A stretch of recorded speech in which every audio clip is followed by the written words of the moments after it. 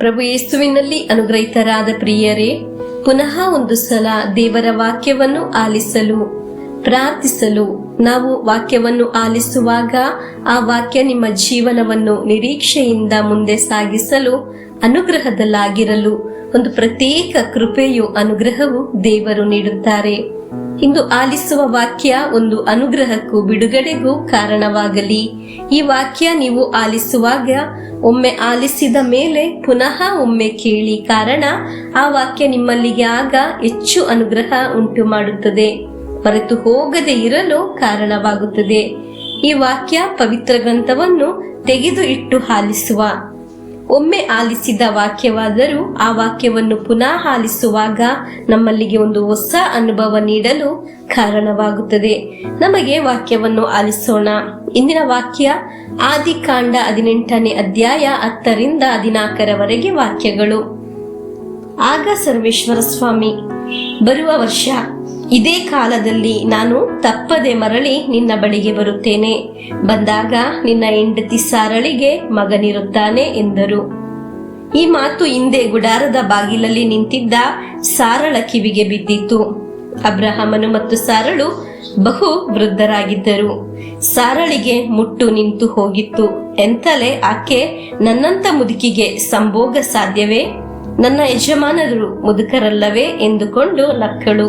ಅಬ್ರಹಾಮನಿಗೆ ಸರ್ವೇಶ್ವರ, ಸಾರಳು ತಾನು ಮುದುಕಿಯಾದ ಕಾರಣ ಎರಲು ಸಾಧ್ಯವೇ ಎಂದು ನಕ್ಕಿದ್ದು ಏಕೆ? ಸರ್ವೇಶ್ವರನಿಗೆ ಅಸಾಧ್ಯವಾದುದು ಯಾವುದು? ನಾನು ಹೇಳಿದಂತೆ ಬರುವ ವರ್ಷದ ಇದೇ ಕಾಲದಲ್ಲಿ ನಾನು ನಿನ್ನ ಬಳಿಗೆ ಬಂದಾಗ ಸಾರಳಿಗೆ ಮಗನಿರುತ್ತಾನೆ ಎಂದು ಹೇಳಿದರು. ಪ್ರಿಯರೇ, ಅಬ್ರಹಾಮನು ಮತ್ತು ಸಾರಳ ಕಾರ್ಯವಾಗಿದ್ದೇ ನಾವು ಇಂದು ವಾಕ್ಯದಲ್ಲಿ ಆಲಿಸಿದ್ದು. ಅವರಿಗೆ ಸಂಬಂಧಿಸಿದಂತೆ ಯಾವುದೇ ಕಾರಣಕ್ಕೂ ಮಕ್ಕಳಾಗಲು ಸಾಧ್ಯವಿಲ್ಲವಾದರೂ ದೇವರು ಅನುಗ್ರಹಿಸಿದರು. ದೇವರು ಅವರಿಗೊಂದು ಮಗನನ್ನು ಕೊಟ್ಟು ಅನುಗ್ರಹಿಸಿದ್ದರು. ಪ್ರಿಯರೇ, ಒಂದೊಂದು ದಿನವೂ ವಾಕ್ಯ ಆಲಿಸುವಾಗ ಹೇಳೋದಿಲ್ವೇ, ಈ ವಾಕ್ಯ ಅದ್ಭುತ ತರುತ್ತದೆ, ಬಿಡುಗಡೆ ಸಂಭವಿಸುತ್ತದೆ ಎಂದು. ಅದು ಕೇಳುವಾಗ ನಮ್ಮ ಒಳಗೆ ಸಾರಳ ತರ ಹೇಗೆ ನಡೆಯುತ್ತದೆ ಎಂದು ಚಿಂತಿಸುತ್ತೇವೆ. ಕೆಲವೊಮ್ಮೆ ಪ್ರಾರ್ಥನೆಯನ್ನು ನಿಲ್ಲಿಸುತ್ತೇವೆ. ಪ್ರಾರ್ಥಿಸಲು ಮನಸ್ಸಿಲ್ಲದ ಅವಸ್ಥೆ ಉಂಟಾಗುತ್ತದೆ. ಪ್ರಿಯರೇ, ನಾವು ಹೀಗೆ ಯೋಚಿಸುವ ಒಂದು ವ್ಯಕ್ತಿಯಾದರೂ ಹೇಳಿ ದೇವರಿಗೆ ಎಲ್ಲಾ ಕಾರ್ಯವೂ ಸಾಧ್ಯವಾಗಿದೆ ಎಂದು, ಎಲ್ಲಾ ಕಾರ್ಯ ಮಾಡಲು ದೇವರು ಸರ್ವಶಕ್ತರಾಗಿದ್ದಾರೆ ಎಂದು ವಿಶ್ವಾಸದಲ್ಲಿ ನೀವು ಮನಸ್ಸಿನಲ್ಲಿ ಹೇಳಿ. ನನ್ನ ಪ್ರಾರ್ಥನಾ ಅವಶ್ಯಕತೆಗಳನ್ನು ದೇವರಿಗೆ ಸಾಧಿಸಿಕೊಡಲು ಸಾಧ್ಯ ಎಂದು, ನನ್ನ ಸಾಲದ ಬಾಧೆ ತೀರಿಸಲು ದೇವರಿಗೆ ಸಾಧ್ಯ ಎಂದು, ನನಗೆ ಒಂದು ಮನೆ ನೀಡಲು ದೇವರಿಗೆ ಸಾಧ್ಯ ಎಂದು, ನನ್ನ ರೋಗವನ್ನು ಸೌಖ್ಯ ಮಾಡಲು ದೇವರಿಗೆ ಸಾಧ್ಯವೆಂದು, ನನ್ನ ದೇವರಿಗೆ ಒಂದು ಅಸಾಧ್ಯವಿಲ್ಲವೆಂದು, ನನ್ನ ದೇವರು ನನ್ನನ್ನು ಅನುಗ್ರಹಿಸುತ್ತಾರೆ ಎಂದು ವಿಶ್ವಾಸಿಸುತ್ತೇನೆ ಎಂದು. ಪ್ರಿಯರೇ, ನಿಶ್ಚಿತವಾದ ಸಮಯದಲ್ಲಿ ನನ್ನ ದೇವರು ನನ್ನನ್ನು ಅನುಗ್ರಹಿಸುತ್ತಾರೆ. ಹಾಲೆಲೂಯಾ. ನನ್ನ ಒಳಗೆ ಸಂಶಯ ಮಾಡಿದರೂ ನಾನು ವಿಶ್ವಾಸಿಸುತ್ತೇನೆ. ಹಾಲೆಲೂಯಾ.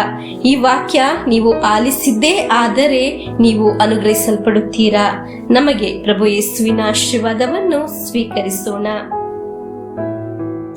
ನಮ್ಮ ಪ್ರಭು ಯೇಸು ಕ್ರಿಸ್ತರ ವರಪ್ರಸಾದವು, ದೇವರ ಪ್ರೀತಿಯು, ಪವಿತ್ರಾತ್ಮರ ಅನ್ಯೋನ್ಯತೆಯು ನಮ್ಮೊಡನೆ ಇರಲಿ. ರೋಗಗಳಿಂದ, ಅಪಘಾತದಿಂದ, ದುರ್ಮರಣದಿಂದ, ಅಗಾಲಿದ ಮರಣದಿಂದ, ಅಸೂಯೆಯಿಂದ, ಮೋಸೆ ವಂದನೆಯಿಂದೆಲ್ಲ ದೇವರು ನಮ್ಮನ್ನು ಸಂರಕ್ಷಿಸಲಿ. ಹಾಲೆಲೂಯಾ. ಆಮೆನ್.